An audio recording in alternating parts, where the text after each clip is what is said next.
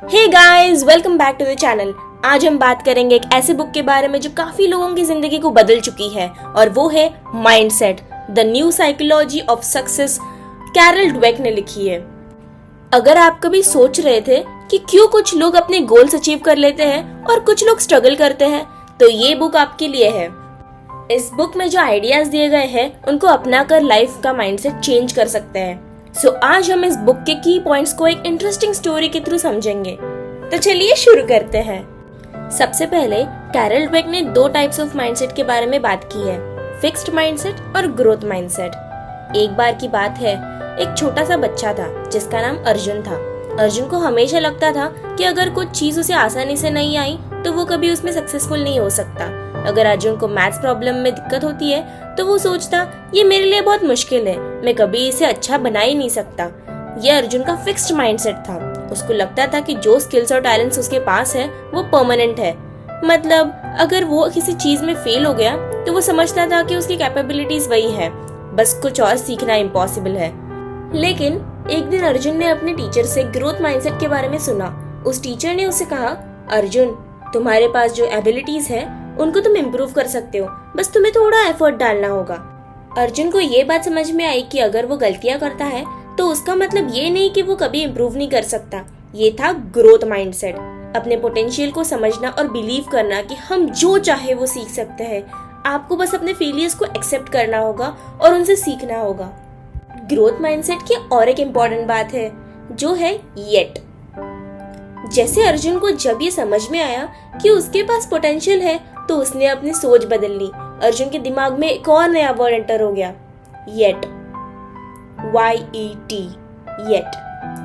आपने कभी सोचा है जब हम कुछ नहीं कर पाते तो हम क्या कहते हैं? हम कह सकते हैं मुझे ये नहीं आता, राइट। लेकिन ग्रोथ माइंडसेट वाले लोग इस सेंटेंस को थोड़ा चेंज करते हैं। वो कहते हैं मुझे ये भी नहीं आता लेकिन मैं सीख सकता हूँ। ये सिंपल सा वर्ड येट हमारी सोच को चेंज करता है।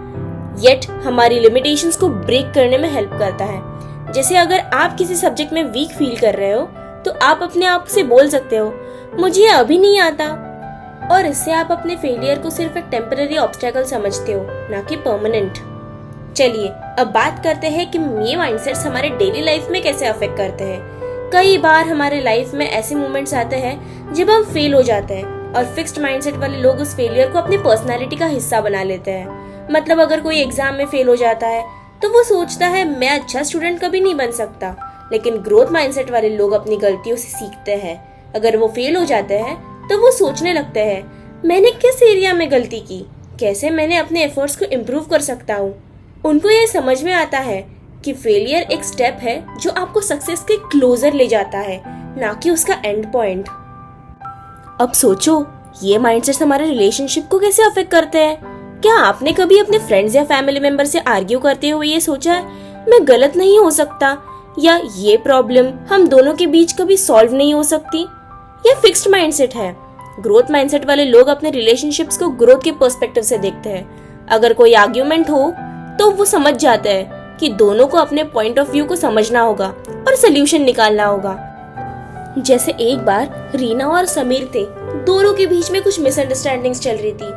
समीर फिक्स्ड माइंडसेट रखता था। वो हमेशा सोचता था कि रीना को अपना गलत होना कभी एक्सेप्ट नहीं होगा। लेकिन रीना का ग्रोथ माइंडसेट था। उसने समीर से बात की, अपनी फीलिंग शेयर की और दोनों ने मिलकर अपने डिफरेंसेस सॉल्व किए। ये था ग्रोथ माइंडसेट का मैजिक जो रिलेशनशिप्स को स्ट्रेंथन करता है। अब बात करते हैं कैसे ये माइंडसेट्स वर्क करते हैं लाइफ में और हमारी परफॉर्मेंस को शेप करते हैं। मान लीजिए आप अपनी जॉब में एक चैलेंजिंग प्रोजेक्ट हैंडल कर रहे हो। अगर आपका फिक्स्ड माइंडसेट है तो आप हर बार सोचेंगे कि अगर आप फेल हो गए तो आपके करियर का एंड है। पर अगर आप ग्रोथ माइंडसेट है तो आप चैलेंजेस को अपॉर्चुनिटीज के रूप में देखते हैं। आप सोचते हो कि ये आपको आपके करियर में आगे बढ़ने का चांस दे रहा है। एक कंपनी में एक एम्प्लॉय था, राहुल, जो अपने बॉस से फीडबैक लेने से हमेशा घबराता था। उसका फिक्स्ड माइंडसेट था और वो समझता था कि फीडबैक का मतलब है कि उसकी परफॉर्मेंस पुअर थी। लेकिन जब राहुल ने ग्रोथ माइंडसेट अडॉप्ट किया तब उसने फीडबैक को अपनी इम्प्रूवमेंट का एक हिस्सा समझना शुरू किया और धीरे धीरे उसका परफॉर्मेंस इम्प्रूव हो गया। ग्रोथ माइंडसेट का एक और एक इम्पॉर्टेंट एस्पेक्ट है एफर्ट और प्रैक्टिस। ड्वेक कहते हैं कि सक्सेस का फॉर्मूला हार्ड वर्क और कांस्टेंट एफर्ट है। अगर हमारी एबिलिटीज फिक्स्ड होती तो हम कभी इम्प्रूव नहीं कर सकते थे, पर ग्रोथ माइंडसेट वाले लोग समझते हैं कि रेगुलर प्रैक्टिस और एफर्ट से हम अपनी स्किल्स को इम्प्रूव कर सकते हैं। जैसे एक टाइम था जब नेहा को सिंगिंग में बहुत इंटरेस्ट था, पर वो अपने आप को अच्छा सिंगर नहीं समझती थी। उसने सोचा कि उसे नेचुरली नहीं आता, लेकिन जब उसका रेगुलर प्रैक्टिस स्टार्ट की तो उसकी सिंगिंग में काफी इम्प्रूवमेंट आई। इस एग्जाम्पल से ये सीखने को मिलता है कि जब हम अपने एफर्ट्स पे फोकस करते हैं, हम अपने लिमिटेशंस को ब्रेक कर सकते हैं। Change your mindset. अब ये सवाल है कि हम अपने माइंडसेट को कैसे बदलें। ड्वेक कहते हैं कि सबसे पहले हम अपनी थिंकिंग को आइडेंटिफाई करना होगा। जब आपको लगता है कि आप कुछ नहीं कर सकते या आप फेल हो गए हो, तो अपने आप से ये पूछिए, क्या ये मेरी फिक्स्ड बिलीव्स है या क्या मैं इस प्रॉब्लम का सलूशन ढूंढ सकता हूँ। सेकंड स्टेप है अपने फेलियर्स को एक्सेप्टेंस देना। जब आप फेल होते हो उससे सीखना जरूरी है। जब आप ये सोचना स्टार्ट करेंगे कि आप जो कर रहे हो वो आपका ग्रोथ प्रोसेस है, तो आप अपने गलतियों को एक्सेप्ट कर पाएंगे। तो आज हमने जाना कि अपने माइंडसेट को कैसे चेंज करके हम अपनी जिंदगी को बेटर बना सकते हैं। हमने देखा कि ग्रोथ माइंडसेट से हम अपने फेलियर्स को सीखने के टूल बना सकते हैं और अपने लाइफ गोल को अचीव कर सकते हैं। अगर आपको ये वीडियो पसंद आई हो तो लाइक करें, शेयर करें और कमेंट में बताएं, और अपना फीडबैक जरूर देना। हमें बताएं कि आप कैसे अपने लाइफ में ग्रोथ माइंडसेट अडॉप्ट कर रहे हैं। अगर आपने अभी तक सब्सक्राइब नहीं किया तो जल्दी से सब्सक्राइब करें और बेल आइकन को दबाइए ताकि आपको हमारी नेक्स्ट वीडियो का नोटिफिकेशन मिले।